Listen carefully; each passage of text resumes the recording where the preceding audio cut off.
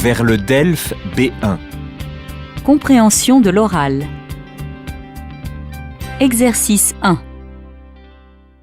Pour ce premier exercice, vous aurez 30 secondes pour lire les questions, une première écoute, puis 30 secondes de pause pour commencer à répondre aux questions,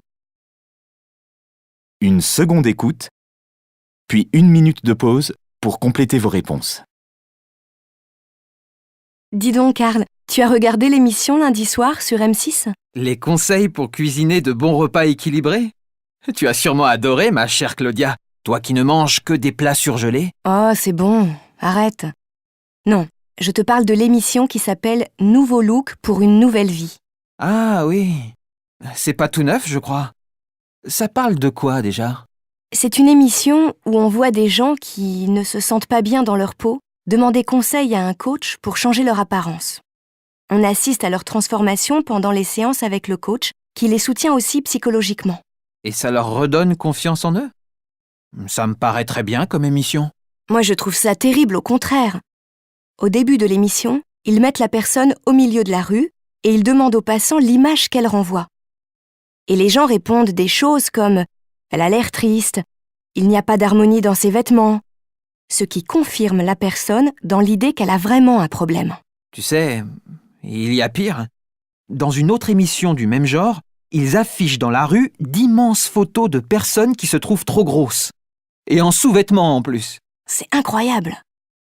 On prétend aider les gens à s'aimer comme ils sont, mais le message qu'on leur envoie, c'est qu'ils doivent changer pour plaire aux autres.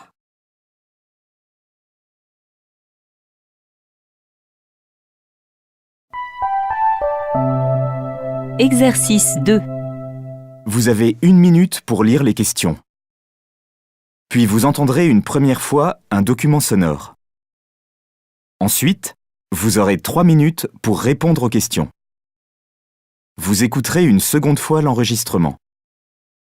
Après la seconde écoute, vous aurez encore 2 minutes pour compléter vos réponses. Quand elle tourne les pages de son magazine préféré, Julia Bloom, 14 ans, ne rêve pas de ressembler au mannequin figé sur le papier glacé. Bien au contraire. Cette collégienne ordinaire du Maine est devenue la meneuse d'une nouvelle révolte contre l'industrie de la mode et de la beauté 1 semaine après l'annonce du magazine Vogue de ne plus employer des modèles de moins de 16 ans et de promouvoir l'image de personnes en bonne santé. La jeune Julia Bloom a provoqué une guerre médiatique en envoyant au bureau new-yorkais de la publication pour adolescents 17 une pétition demandant la fin d'une utilisation excessive de photographies retouchées et la publication mensuelle de clichés de personnes normales.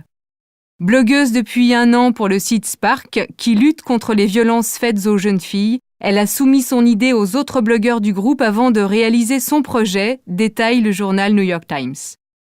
Ces jolies filles qu'on voit dans ces magazines sont fausses, proteste la collégienne qui a posté sa pétition sur le site change.org. Dans un magazine dont je suis la cible, je m'attends à voir des filles normales, qui me ressemblent, et de relancer le débat sur les conséquences de la promotion d'images retouchées sur les adolescentes. Troubles de l'alimentation, régime, dépression et baisse de l'estime de soi. Une position que partage la présidente de l'Association américaine des troubles du comportement alimentaire.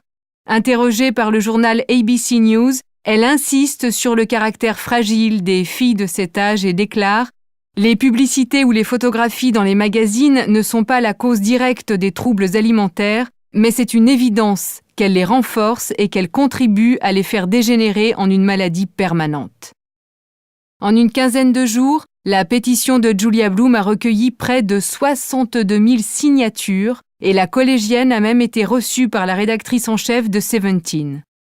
Au terme de leur rencontre, le magazine a publié le communiqué suivant. 17 promeut l'image des jeunes filles dans leur authenticité.